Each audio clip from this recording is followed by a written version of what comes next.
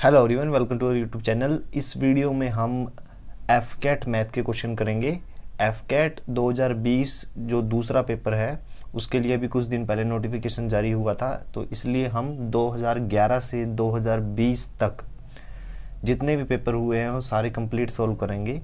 इस वीडियो हम सिर्फ मैथ के क्वेश्चन करेंगे, रीजनिंग, जीके इन सब के लिए अलग से वीडियो में बनाऊंगा। ठीक है। एफकेट का एग्ज़ाम जो है वो एयरफोर्स में भर्ती होने के लिए होता है और ये टेक्निकल और नॉन टेक्निकल दोनों बच्चों के लिए है। एफकेट का एग्ज़ाम साल में 2 बार होता है। ठीक है ना। तो ये दूसरा एग्ज़ाम है, फर्स्ट हो चुका है तो ये दूसरा एग्ज़ाम है। ठीक है ना। तो ज़्यादा डिटेल के लिए आप गूगल सर्च कर सकते हो। फिलहाल इस वीडियो में हम मैथ के क्वेश्चन करेंगे। तो ये जो पेपर मैं सॉल्व करूँगा मैथ के क्वेश्चन जो है वो एफकेट 2011 यानी एफकेट 1 2011 का है। ठीक है ना। पीडीएफ फाइल चाहिए तो डिस्क्रिप्शन में पूरा पेपर जो है उसका पीडीएफ फाइल है, वहाँ से आप डाउनलोड कर सकते हो। तो चलिए वीडियो को शुरू करते हैं। फर्स्ट क्वेश्चन है ए सम ऑफ 312। देखिए पेपर इंग्लिश में ही रहेगा, आप किसी भी स्टेट से हो और कोई भी आप लैंग्वेज बोलते हो, पेपर इंग्लिश में ही रहता है, कोई दूसरा ऑप्शन नहीं है। ठीक है। समझा मैं हिंदी में दूंगा, इंग्लिश में भी, बट पेपर इंग्लिश में ही रहेगा। ठीक है ना। A sum of 312 is divided among 60 boys and some girls in such a way that each boy gets 3.60 rupees and each girl get 2.40 rupees. The number of girls are। देखिए 312 रुपये को 60 लड़कों और कुछ लड़कियों में बांटा गया है। ठीक है ना। कितने रुपए हैं टोटल? 312। इसको बांटा गया है, ये गर्ल्स हैं, हमें इनकी नंबर नहीं पता कितनी है, गर्ल्स का कितना नंबर है तो मैंने x माना। ठीक है ना। बॉयज़ का कितना है? 60। ठीक है ना। बॉयज़ को कितने रुपए मिल रहे हैं? बॉयज़ को मिले हैं 3.60 यानी 3.60। तो अगर मैं टोटल नंबर काउंट करूँ तो 60 इंटू 3.60 कितना रहेगा? 216। ठीक है। लड़कियों को, प्रत्येक लड़कियों कितने मिले हैं? 2.40। तो दोनों और टोटल रुपए कितने थे? 312। ठीक है ना। 216 लड़कों को मिल गए, तो 312 में से 216 अगर मैं सब्ट्रैक्ट करूं तो मेरे पास रहेगा 96। तो सभी लड़कियों को कितने मिले? 96। ठीक है ना। तो 96 जो है वो लड़कियों को मिले, एक लड़की को 2.4 मिल रहे हैं, तो टोटल लड़कियों की संख्या निकालनी है गर्ल्स की। ठीक है। तो कैसे निकालोगे? 96 डिवाइड में 2.4 कितना आ गया? 40। ठीक है ना। तो जो लड़कियों की संख्या है, गर्ल्स की जो संख्या है वो क्या रहेगी? 40। ऑप्शन जो सी है वो सही आंसर है। नेक्स्ट क्वेश्चन है the value of question mark in the equation this. ठीक है ना। क्वेश्चन मार्क की वैल्यू हमें निकालनी है। अब देखिए 365.089, ठीक है, माइनस क्वेश्चन मार्क को क्या करिए आप x मान लीजिए plus 89.72 that is equal to 302.35। अब x जो कि माइनस में है, लेफ्ट हैंड साइड में है, इसको राइट हैंड साइड में लेके आइए और ये जो नंबर है उसको लेफ्ट हैंड साइड में लेके आइए। ठीक है ना। तो x तो राइट हैंड साइड में चला गया और 302.35 ये जो नंबर है वो लेफ्ट हैंड साइड में आ गया। ठीक है। सिंपल था ये तो 365.089 plus 89.72 minus 302.35 that is equal to x। Add कीजिए और फिर सब्ट्रैक्ट कीजिए, सिंपल एडिशन और सब्ट्रैक्शन है। तो x की वैल्यू रहेगी 152.459। तो ऑप्शन जो B है, option B is the right answer. Next question है at what rate of annual simple interest will 10,000 rupees double in 15 year. देखिए हमें पूछा है रेट क्या रहेगी, हमें रेट पूछा है कि वो रेट निकालिए। ठीक है। जिसपे 10,000 रुपये 15 साल में डबल हो जाए, यानी 10,000 रुपये किस कन्वर्ट हो जाए 20,000 रुपये में। ठीक है। हमें रेट निकालना है। रेट क्या होता है आप याद रखें, ईयरली होता है। ठीक है। मंथली हो या 6 मंथली हो वो दिया होता है। ठीक है ना। बट ये क्या है, ये जो रेट है वो दी गई है एनुअली यानी पर ईयर। ठीक है। दूसरा रेट एक्चुअल में होता क्या है? रेट होता है वो ब्याज जो 100 रुपये पे लगा हो, इंटरेस्ट पर 100 रुपीज़। यानी 100 रुपये अगर हमारा अमाउंट हो, यहाँ पे तो 10,000 रुपये है, अगर 100 रुपये अमाउंट हो तो जो इंटरेस्ट रहेगा ईयरली वो हमारा रेट है। तो ये तो 10,000 रुपये है, आप इसको 100 रुपये मान लीजिए, ठीक है ना। हमारा जो अमाउंट था वो 10,000 रुपये दिया गया है, मैंने 100 रुपये मान लिया। तो 100 रुपये के 200 रुपये होने में यानी डबल होने में कितना समय लग रहा है? 15 साल यानी 15 ईयर्स, ठीक है ना, 15 साल लग रहे हैं। तो ब्याज देखिए 100 से 200 होने पर ब्याज कितना लगा? 100 रुपये। 100 रुपये ब्याज लगा 100 रुपये पे, तभी तो 200 हुए। तो 15 साल में 100 रुपये ब्याज हुआ, तो एक साल में इंटरेस्ट कितना रहेगा? एक साल का इंटरेस्ट कितना है? 100/15 यानी 6.75 रुपीज़, ठीक है ना। नियर इक्वल, एग्जैक्ट तो नहीं है लेकिन लगभग सेम है, 6.75 रुपीज़, ठीक है। हमें ऑप्शन के अकॉर्डिंग चलना है, तो 6.75 रुपीज़, ठीक है। तो ये क्या है? ये है, ये वैसे तो वैल्यू आएगी 6.67, ठीक है ना, लेकिन मैं ऑप्शन के अकॉर्डिंग चल रहा हूँ तो मैंने ये मान लिया 6.75। नियरली हो तो भी आंसर ठीक होता है। तो 6.75 रुपीज़ क्या, कितने रुपए पे ब्याज है? 100 रुपये पे। तो कोई भी ब्याज, कोई भी इंटरेस्ट 100 रुपये पे हो और ईयरली हो, ये भी ईयरली है, एक साल में है, तो जो वैल्यू आएगी इंटरेस्ट की वो एक्चुअल में क्या होगी? रेट। तो पूछा था रेट क्या है, तो रेट रहेगा 6.75%, ठीक है। तो ऑप्शन जो सी है वो सही आंसर है। नेक्स्ट क्वेश्चन है, how much time will it take for an amount of 450 to gain 81 as interest if rate of interest is 4.5% per annual on simple interest. देखिए कितना समय लगेगा 450 रुपये को 80 रुपये ब्याज के रूप में प्राप्त करने पर, if the rate of interest is 4.5, यानी जो रेट है, दर है, वो ईयरली दी गई है 4.5%, ठीक है, और ब्याज क्या है? Simple interest. देखिए रेट 4.5% का मीनिंग क्या है? 4.5 रुपये इंटरेस्ट है अगर हमारी अमाउंट 100 रुपये हो। 100 रुपये अगर मैं किसी को उधारे देता हूँ तो मैं साल में उसके ऊपर 4.5 रुपये ब्याज लेता हूँ, ठीक है। रेट का ये मतलब है, ठीक है। 100 रुपये पे 4.5 रुपये ब्याज है, तो 450 पे कितना होगा? देखिए 450 100 का कितना गुना है? 4.5 टाइम, ठीक है। टोटल ब्याज कितना आएगा? 100 रुपये के ऊपर तो था 450, सॉरी 100 रुपये के ऊपर तो है 4.5, और 450 के ऊपर कितना होगा? दोनों को गुना करो, ये तो टाइम्स हो गया और ये ब्याज हो गया, तो 20.25 रुपीज़, ठीक है ना। 20.25 रुपीज़ जो है वो 450 रुपये के ऊपर ब्याज है ईयरली, ठीक है। एक साल में इतने रुपए ब्याज मिल रहे हैं, बट टोटल ब्याज हमें कितना चाहिए? 81 रुपये। टोटल ब्याज 81 रुपये है, एक साल में मुझे 20.25 रुपये मिल रहे हैं, तो 81 रुपये मिलने में कितने साल लगेंगे? 81 डिवाइड में 20.25 कैंसिल कीजिए 4 पे, ठीक है। तो मुझे कितना समय लगेगा? 4 ईयर्स, ठीक है ना। तो ऑप्शन जो डी है वो सही आंसर है।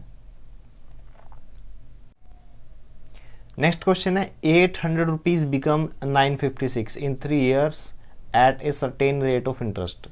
If the rate of interest is increased by 4%, what amount will rupees 800 become in 3 years?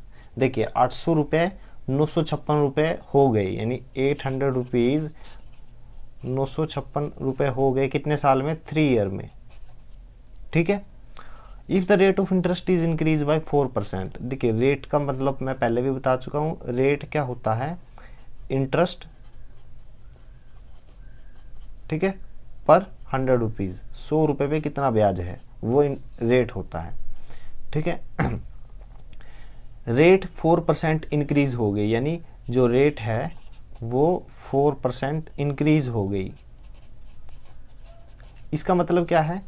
4 रुपये बढ़ गए इंटरेस्ट पे पर 100 रुपीज़, ठीक है ना।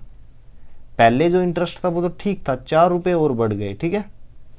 तो 100 रुपये पे 4 रुपये बढ़े हैं, तो 800 रुपये पे कितने बढ़ेंगे? ठीक है। तो इंक्रीज इंटरेस्ट कैसे निकालोगे, इंक्रीज इंटरेस्ट, 4 रुपये 100 रुपये पे बढ़े हैं तो 800 पे, यानी 8 गुना ज़्यादा 32 रुपये बढ़े हैं, ठीक है। 32 रुपये बढ़े हैं एक साल में, ठीक है ना। जो रेट होती है वो ईयरली दी गई है, ठीक है ना, ईयरली होती है।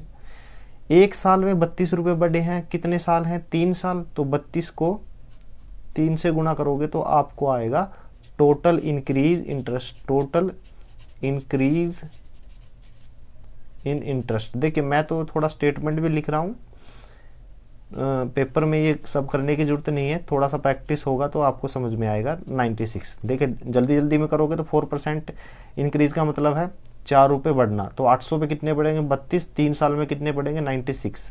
पहले 956 मिल रहे थे तो 96 और बढ़ गए, ऐड कर दीजिए, ऐड करने पे आपके पास आएगा ये 1052 रुपये, ठीक है ना। तो ऑप्शन बी है वो सही आंसर है। नेक्स्ट क्वेश्चन है the ratio between two number is 3:4 if each number is increase by 6 the ratio becomes 4:5 the difference between the number is. देखिए 2 नंबर हैं जिनका रेशियो कितना दिया गया है 3:4, if each number is increase by 6 the ratio becomes 4:5। अगर मैं 6 number और बढ़ा दूं, ठीक है, तो रेशियो कितना आएगा 4:5, यानी 6 नंबर इंक्रीज किया गया है, ठीक है। अब देखिए 6 नंबर इंक्रीज कर दिया तो एक्चुअल में कितना इंक्रीज हुआ, आप इनको क्या मानिए यूनिट मान के चलिए, नंबर नहीं है ये यूनिट है, कि जो 2 नंबर है उनका रेशियो कितना था 3 यूनिट 4, ठीक है ना। फिर क्या है 6 नंबर बढ़ा दिया गया तो क्या रेशियो बढ़ना 4 यूनिट 5 यूनिट, ठीक है ना। तो 3 से 4 होने में कितना यूनिट लगा, 3 से 4 होने में 1 यूनिट, 1 यूनिट बराबर आ गई किसके 6 नंबर के। यहाँ पे देखिए पहले 4 था, अब यहाँ पे 5 आ गया, तो एक यूनिट इंक्रीज हुआ, 1 यूनिट किसके बराबर है 6 नंबर के, तो 1 यूनिट किसके इक्वल है 6 नंबर के, ठीक है। अब क्या पूछा गया है the difference between the number के बीच में डिफरेंस निकालिए, या तो आप यहाँ पे डिफरेंस निकालिए या फिर यहाँ पे डिफरेंस निकालूँ तो एक नंबर 3 है, दूसरा 4 यूनिट है, तो दोनों का डिफरेंस कितना आएगा 1 यूनिट, 1 यू का मतलब 1 यूनिट। और या फिर मैं यहाँ पे डिफरेंस निकालूँ तो एक नंबर 4 यूनिट, एक 5 यूनिट, डिफरेंस कितना आया 1 यूनिट, ठीक है। अब पूछा है कि डिफरेंस कितना है, नंबर में डिफरेंस निकालना है, मैंने निकाल दिया यूनिट में, तो 1 यूनिट किसके इक्वल थी 6 नंबर के, तो आंसर जो सी है 6 नंबर वो हमारा सही आंसर है। नेक्स्ट क्वेश्चन है the speed of 3 cars is in the ratio of 5:4:6 the ratio between the time taken by them to travel the same distance.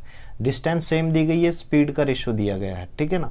3 car है, सबसे पहले आपको पता होना चाहिए स्पीड होती क्या है, स्पीड होती है डिस्टेंस जो होती है जो हमने ट्रैवल किया है, distance travel distance by time taken, ठीक है ना, कितनी दूरी तय की कितने समय में, वो हमारी स्पीड है, ठीक है। अब जो स्पीड है कार की वो दी गई है 5, 4 और 6, ठीक है। आप क्या करिए सेम डिस्टेंस दी गई है तो डिस्टेंस को मैंने क्या किया एज्यूम किया, डिस्टेंस क्या है, डिस्टेंस कुछ भी नंबर एज्यूम कर सकते हो आप, लेकिन मैंने इनका एलसीएम एज्यूम किया, ठीक है ना। इन तीनों नंबर का एलसीएम क्या आएगा 60, ठीक है। अब डिस्टेंस हमारे पास है, स्पीड हमारे पास है, इस फॉर्मूले से टाइम कैसे निकालोगे, टाइम किसके इक्वल रहेगा डिस्टेंस अपॉन स्पीड, ठीक है। तो फर्स्ट कार, ये कार फर्स्ट है, इसकी स्पीड 5 है, तो ये कितना समय लेगी 60 के डिवाइड में 5 यानी 12, ठीक है। ये इसकी स्पीड 4 है तो कितना समय लगेगी 60/4 दैट इज इक्वल टू 15। तीसरी कार 60/6 यानी 10। तो जो टाइम का जो रेशियो आना चाहिए था स्पीड का तो दिया गया है, टाइम का रेशियो क्या है 12, 15 और 10, तो हमारा जो डी ऑप्शन है वो सही आंसर है। नेक्स्ट क्वेश्चन है the price of a scooter and a TV are in the ratio of 7:5, ठीक है ना। If the scooter cost 8,000 more than a TV set then the price of TV set is. देखिए ये S for scooter, T for TV, ठीक है ना। Scooter और TV का रेशो है प्राइस का, वो कितना है 7:5। अब ये रुपीज़ में नहीं है, रेशो में है, तो मैं इसी को प्राइस मान लेता हूँ, प्राइस इन यूनिट, ठीक है। स्कूटर का प्राइस है 7 यूनिट और टीवी का है 5 यूनिट, ठीक है। अब बोला क्या गया है, स्कूटर का जो कॉस्ट है वो 8,000 ज़्यादा है टीवी से, ठीक है। बट एक्चुअल में यूनिट की बात करूँ तो कितना ज़्यादा है, इसका 7 है, इसका 5, 2 यूनिट ज़्यादा है, ठीक है। 2 यूनिट ज़्यादा है और वो किसके इक्वल है, स्टेटमेंट के अकॉर्डिंग 8,000 रुपये के। 1 यूनिट किसके इक्वल आएगा, 8,000 के डिवाइड में 2 करिए, 4,000 रुपये, ठीक है। 1 यूनिट 4,000 रुपये के बराबर है। अब पूछा गया है टीवी का क्या मूल्य है। टीवी किसके इक्वल माना था, यूनिट में 5 यूनिट। 1 यूनिट 4,000 की है तो 5 यूनिट किसके इक्वल होगी, गुना कर दीजिए। 4,000 को 5 से गुना करूंगा तो क्या आएगा, 20,000 रुपये। मतलब टीवी का जो कॉस्ट है, कॉस्ट प्राइस, वो कितना है, 20,000 रुपये। तो ऑप्शन जो ए है वो सही आंसर है। नेक्स्ट क्वेश्चन है, समंत बोट ए माइक्रोवेव ओवन। माइक्रोवेव ओवन खरीदा गया and paid 10% less than maximum retail price. MRP का जो प्राइस था उससे 10% कम पे उसको खरीदा गया, ठीक है ना। ही sold it with 30% profit on his purchase cost, और उसने उसको बेच दिया 30% लाभ पर, किस पे, परचेज कॉस्ट पे, जिस पे उसने खरीदा था। What percentage of profit did he earn on MRP. MRP पे हमें प्रॉफिट निकालना है। देखिए मान लीजिए माइक्रोवेव ओवन मैंने 100 रुपये में उस पर एमआरपी रखी। एमआरपी कितना था, मैक्सिमम रिटेल प्राइस 100 रुपये था, लेकिन मैंने उसको खरीदा कितने रुपए में, 10% लेस में। 10% लेस का मतलब क्या है, 10% लेस का मतलब है 100 रुपये की चीज़ मैंने 10 रुपये कम पे खरीदी, मतलब 90 रुपये में, ठीक है। ये मेरा क्या है, परचेज कॉस्ट, ठीक है ना, कि मैंने 90 रुपये में खरीद ली। अब क्या है, इसको मैंने बेच दिया, कितने में बेचा, he sold it with 30% profit on his purchase cost, कि 90 रुपये के 30% लाभ पे मैंने इसको बेच दिया। तो 30% लाभ क्या आएगा, कैसे निकालोगे, 2 जीरो से 2 जीरो कैंसिल, 9 या 27, यानी 90 रुपये का 30% जो लाभ होता है वो 27 रुपये होता है, ठीक है ना। तो परचेज कॉस्ट यानी 90 रुपये में खरीदी थी, 27 रुपये लाभ हुआ, तो सेलिंग प्राइस यानी कितने रुपए में बेचा था, कैसे निकालोगे, 90 और 27 को जोड़ दीजिए, 117 रुपये आएगा, ठीक है ना।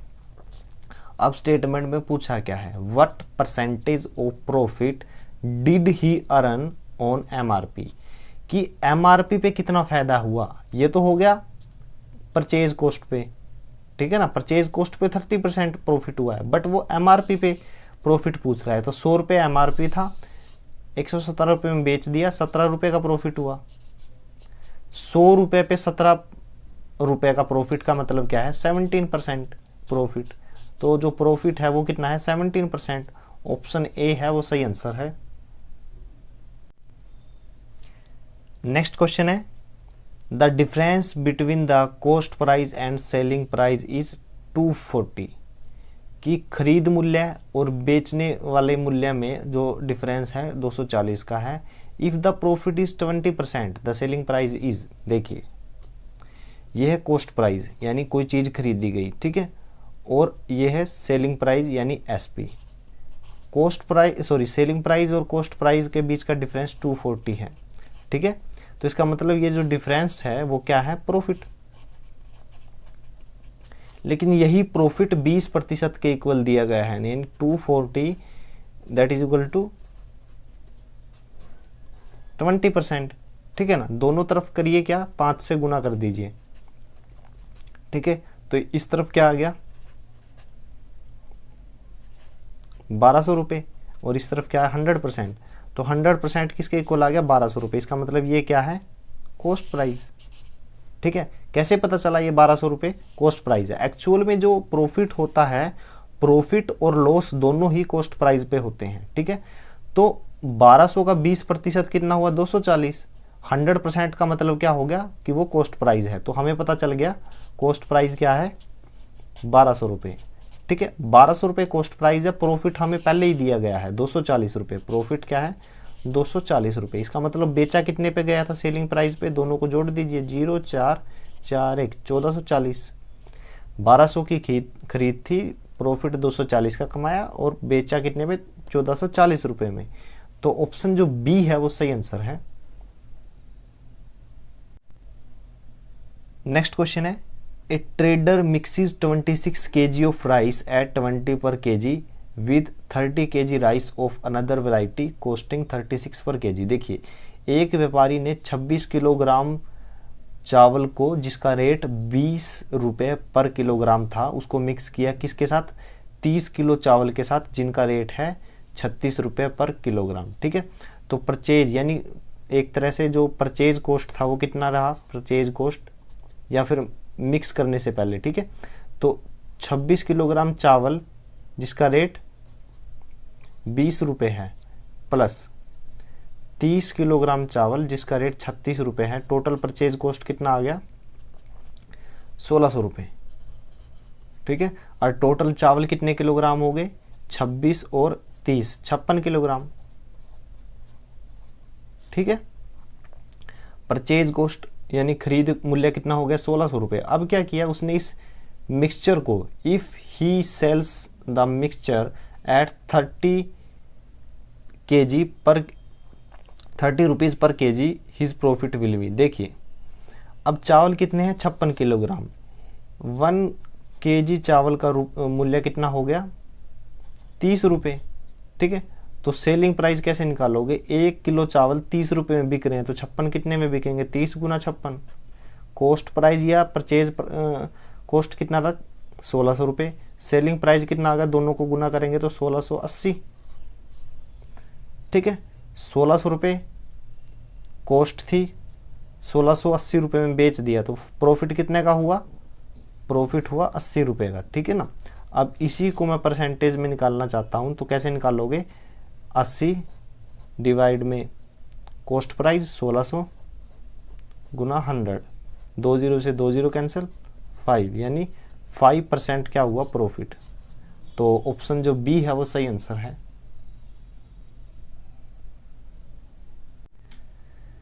नेक्स्ट क्वेश्चन है, out of 1000 inhabitants of a town 60% are male of whom 20% are literate.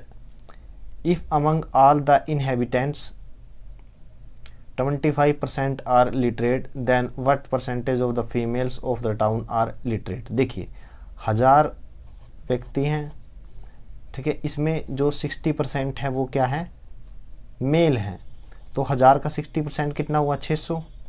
तो फीमेल कितनी हुई, फीमेल कितनी हुई 400। ठीक है, फिर क्या बोला गया है, जो 60% मेल है उसका 20% पढ़े लिखे हैं, लिटरेट हैं। तो इसका जो 20% है, 600 का जो 20% है वो कितना रहेगा 120। ठीक है, 1000 में से 600 मेल हैं, उसमें 120 पढ़े लिखे हैं। ठीक है, फिर ये भी लिखा हुआ है if among all the inhabitants 25% are literate, कि 1000 का 25% क्या है, पढ़े लिखे लोग हैं। तो 1000 का 25% कितना होता है 250। ठीक है, टोटल कितने लोग पढ़े लिखे हैं 250। 250 में से 120 तो मेल हैं, तो फीमेल कितनी हुई 250 माइनस 120 130। अब पूछा गया है कि व्हाट परसेंटेज में निकालना है, तो 130 को हमें परसेंटेज में निकालना है तो डिवाइड में 400। ठीक है, गुना 100 कैंसिल, 2 पे कैंसिल होगा 65, यानी 32.5%। 32.5% जो फीमेल हैं वो लिटरेट हैं।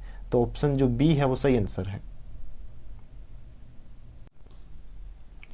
नेक्स्ट क्वेश्चन है, the salary of A and B together amounts to 2000 rupees. A spends 95% of his salary and B 85% of his salary. If their savings are same, what is the salary of A? देखिए, A और B की जो salary है, ठीक है, वो कितनी है 2,000 रुपये। ठीक है, ए ने अपनी सैलरी का 95% जो है वो खर्च किया और बी ने 85%। उसके बावजूद दोनों की जो सेविंग है वो इक्वल है, तो हमें ए की सैलरी बतानी है। ठीक है, अब मैं क्या करता हूँ, ए की सैलरी मान लेता हूँ 100 ए और बी की सैलरी मान लेता हूँ 100 बी।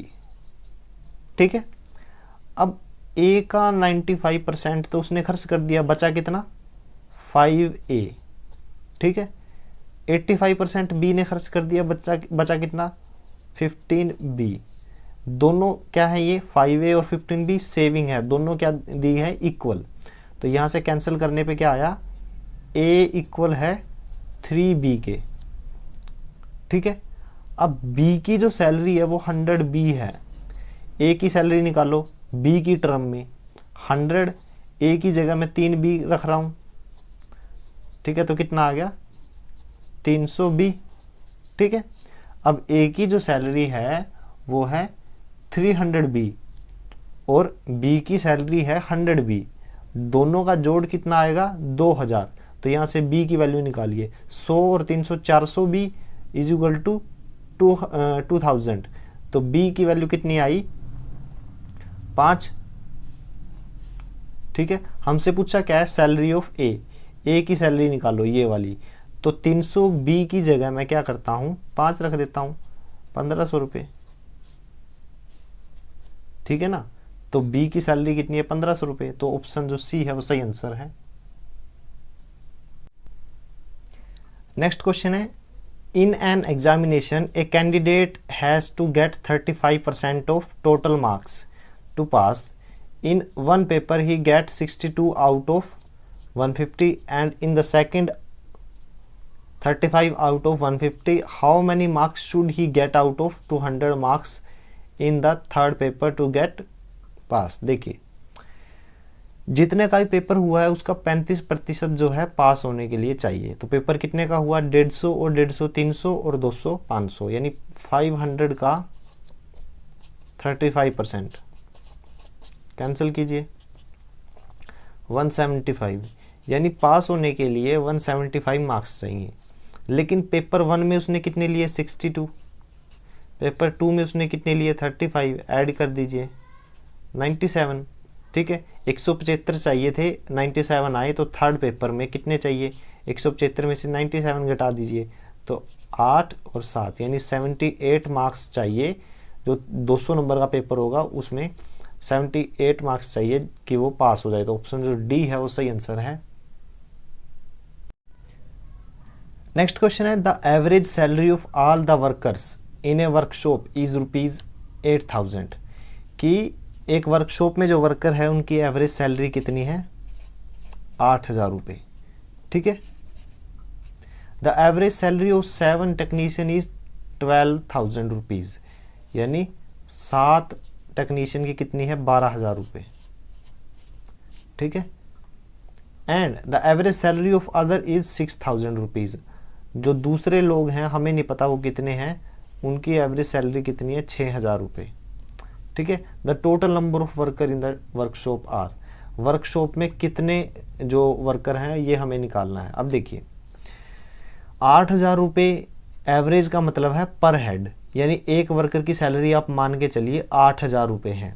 लेकिन 7 वर्कर ऐसे हैं जिनकी सैलरी कितनी है 12,000 रुपये, यानी यहाँ पे एक व्यक्ति 8,000 ले रहा है, यहाँ पे 12, तो कितने हज़ार अधिक ले रहा है एक व्यक्ति 4,000।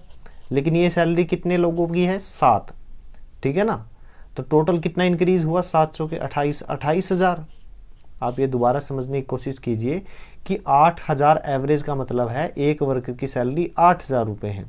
लेकिन उन सभी वर्करों में से 7 वर्कर ऐसे हैं जो 12,000 लेते हैं, वो एवरेज से कितना ज़्यादा अधिक ले रहे हैं, एक व्यक्ति 4,000। टोटल व्यक्ति कितने हैं 12,000 लेने वाले 7 चौके 28,000। ठीक है, बचे हुए वर्कर की जो सैलरी है यानी एवरेज वो 6,000 है, यानी अब जो वर्कर बच गए हैं 7 से बचे हुए वर्कर वो 6,000 लेते हैं, लेकिन एवरेज सैलरी तो 8,000 है, 2,000 कम ले रहे हैं, तो ये वाले पैसे यहाँ ऐड करने पड़ेंगे। ठीक है, तो एक व्यक्ति 6,000 रुपये ले रहा है, 8,000 करने के लिए उसको कितने रुपए की और जरूरत है? 2,000 रुपये की। ठीक है, तो टोटल पैसे अमाउंट कितनी है? 28,000। एक व्यक्ति 2,000 ले रहा है, तो कितने व्यक्तियों में पैसे बटेंगे? 28,000 डिवाइड में 2,000, 14 व्यक्तियों में। तो यानी ये जो 28,000 हैं ये 14 व्यक्तियों में पैसे बटे। अब पूछा गया है टोटल वर्कर कितने हैं। 14 वर्कर तो ऐसे हैं जो 6,000 सैलरी लेते हैं, और 7 वर्कर ऐसे हैं जो 12,000 लेते हैं। वर्कर टोटल कितने हो गए? 7 और 14 21। तो ऑप्शन जो बी है वो सही आंसर है। नेक्स्ट क्वेश्चन है, after replacing an old member by a new member, it was found that the average age of 5 members of a club is the same as it was 3 years ago. What is the difference between the age of replaced member and new member? देखिए कि एक पुराने member को नए member से replace किया। Replace करने के बाद पाया गया कि जो एवरेज एज ऑफ 5 मेंबर, जो 5 मेंबर की एवरेज एज है वो सेम है जो 3 साल पहले थी। देखिए मान लीजिए अब x है, तो 3 साल पहले उसी एक व्यक्ति की जो एज थी वो कितनी थी? x minus 3। ठीक है, 3 साल कम थी ना। टोटल मेंबर कितने हैं? 5 मेंबर। ठीक है, तो एक मेंबर ये है, एक ये है, एक ये है, एक ये है और एक ये है। ठीक है, 5 मेंबर है। आज की जो एवरेज है, ठीक है, कुछ भी मान लीजिए, ठीक है, यानी x मान लिया मैंने। 3 साल पहले जो एवरेज हुई उसमें क्या फ़र्क रहेगा? 3 साल का। 3 साल पहले 3 साल का था, लेकिन जैसे ही एक नंबर रिप्लेस किया गया ये एवरेज ख़त्म होगी, क्योंकि बोला गया है ना 3 साल पहले जो एवरेज थी और अब की जो एवरेज है दोनों बराबर हैं। तो एक्चुअल में जो नए मेंबर आया है और पुराना मेंबर गया था उनके बीच इतने सालों का डिफरेंस है। 6, 9, 12 और 15 साल का डिफरेंस है। ठीक है ना, तो यही तो पूछा था, डिफरेंस पूछा है, तो ऑप्शन जो सी है वो सही आंसर है। नेक्स्ट क्वेश्चन है, the average age of 35 students in A class is 16 years. Out of these students the average age of 21 students is 14 years. The average age of remaining student is, देखिए 35 student है जिनकी average क्या है? 16 साल है, यानी 35 student हैं और एवरेज क्या है? 16। ठीक है ना। Out of the student the average age of 21 students is 14 year, की जो 21 जो स्टूडेंट हैं उनकी एवरेज कितना है? 14 है। 35 स्टूडेंट में से 21 की तो एवरेज 14 है, बचे हुए स्टूडेंट कितने हुए? 14। 35 में से 21 घटा दीजिए यानी 14। ठीक है, इसका एवरेज हमें क्या करना है? पता लगाना है। ठीक है, ये क्वेश्चन है। तो अब देखिए यहाँ पर एवरेज 16 था। 16 का मतलब क्या है? 35 जो स्टूडेंट है सबकी एज, हर एक स्टूडेंट की एज 16 है। ठीक है ना, एवरेज का मतलब ये होता है। लेकिन 21 बच्चे ऐसे हैं जिनमें प्रत्येक की जो एज है वो 14 है, यानी 2 साल कम। ठीक है, एक स्टूडेंट पे कितने कम हुए? 2, तो 21 पे कितने कम होंगे? 21 दूनी 42, 42 कम, यानी 42 साल कम हो गए। अब ये माइनस के 42 साल यहाँ पे हमें जोड़ने पड़ेंगे, तभी तो एवरेज 16 बैठेगा। ठीक है ना, तो देखिए 42 साल को आप 14 स्टूडेंट में कैसे बांटोगे? एक स्टूडेंट के हिस्से में कितने आएंगे? 42 के डिवाइड में 14 कर दीजिए, 14 × 42, यानी हर एक स्टूडेंट के पास कितने साल और ऐड होंगे? 3। 16 पहले ही थे, 16 पहले ही थे, 3 और ऐड कर दिए, तो मतलब ये जो एवरेज है 14 स्टूडेंट का कितना आया? 19। ठीक है ना, 16 से 14 हुए, 2 कम, फिर ये सारे साल यहाँ पे ऐड हो गए। ठीक है ना, 14 स्टूडेंट पे, तो अब एवरेज कितना आया? 16 और 3 19। तो ऑप्शन जो डी है वो सही आंसर है। नेक्स्ट क्वेश्चन है, a boy was asked to multiply a number by 25. ठीक है, instead he multiplied the number by 52 and got the answer 3 to 4 more than the correct answer. The number to be multiplied by, देखिए एक बच्चे से पूछा गया कि एक नंबर को 25 से गुना करो। यानी मान लीजिए एक नंबर है उसको 25 से गुना करना है, ठीक है। तो क्या नंबर आया 25x। Instead he multiplied the number by 52 and goat the answer 3 to 4 more than the correct answer. देखिए ये हमने नंबर माना x, 25 से गुना करनी थी, लेकिन उसने गलती से क्या किया 52 से गुना कर दी, तो अब नया नंबर ये आ गया, ठीक है। ये जो नंबर है इस नंबर से 324 अधिक है, यानी 52x माइनस 25x बराबर है 324, ठीक है। हमें x की वैल्यू निकालनी है। x कितना है 52 माइनस 25 27x, किसके बराबर है 324। x की वैल्यू क्या आएगी 324 डिवाइड में 27, ठीक है। तो कैंसिल कीजिए, 12 आंसर आ गया, ठीक है ना। तो x की वैल्यू क्या आई 12। वो जो नंबर बोला था मल्टीप्लाई करने के लिए वो नंबर क्या था 12, ठीक है ना। तो ऑप्शन जो ए है वो सही आंसर है। नेक्स्ट क्वेश्चन है a bonus of 1000 rupees is divided among 3 employees, ठीक है। 3 एम्प्लॉय के बीच में 1000 बोनस को बांटा गया। Rohit gets twice the amount Sachin gets. देखिए Rohit, R stands for Rohit, Rohit को जितना बोनस मिला वो सचिन का 2 गुना था, यानी एस फॉर सचिन 2s था, ठीक है। Sachin gets 1/5 of what Gagan gets. तो सचिन को जो प्राप्त हुआ वो कितना था, जितना गगन को प्राप्त हुआ उसका 5वां हिस्सा, ठीक है ना। तो यहां से क्या हुआ, गगन को जितना मिला है वो किसके इक्वल है 5s के, सचिन के, ठीक है ना। अब जो है रोहित, सचिन और गगन, ठीक है, तीनों को कितने मिले हैं 1000, ठीक है। रोहित की वैल्यू रखो 2s यानी 2 सचिन, सचिन प्लस जी की वैल्यू 5s 1000, 5 और 1 6 और 8, 8 को डिवाइड में करेंगे 1000 के तो s की वैल्यू आएगी 125। s की वैल्यू क्या आई 125। सचिन को कितने मिले 125। हमें पता लगाना है कि गगन को कितने मिले, तो गगन को मिले सचिन का 5 गुना ज़्यादा, यानी 5 गुना 125। तो 625 जो है हमारा सही आंसर है 625 रुपये। तो ऑप्शन बी है वो सही आंसर है। नेक्स्ट क्वेश्चन है in a 225 meter long yard 26 trees are planted at equal distance, ठीक है। 1 tree being at each end of the yard, what is the distance between 2 consecutive tree. देखिए एक yard है, मैं लाइन से denote कर रहा हूँ, ठीक है, जिसकी लंबाई कितनी है 225 मीटर, राइट। दोनों ही एंड पर क्या है एक एक ट्री है, ठीक है, और कुछ दूरी पर एक ट्री लगा हुआ है और जो डिस्टेंस है वो इक्वल है,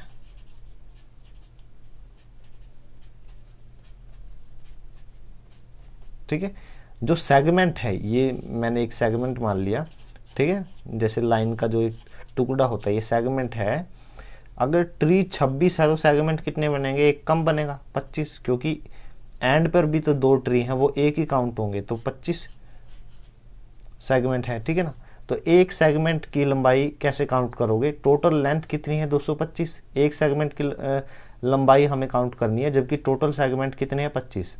तो 225 डिवाइड में अगर मैं 25 करूं तो एक की लेंथ आ जाएगी, वो कितनी आएगी 9 मीटर, ठीक है। तो ऑप्शन जो डी है वो सही आंसर है।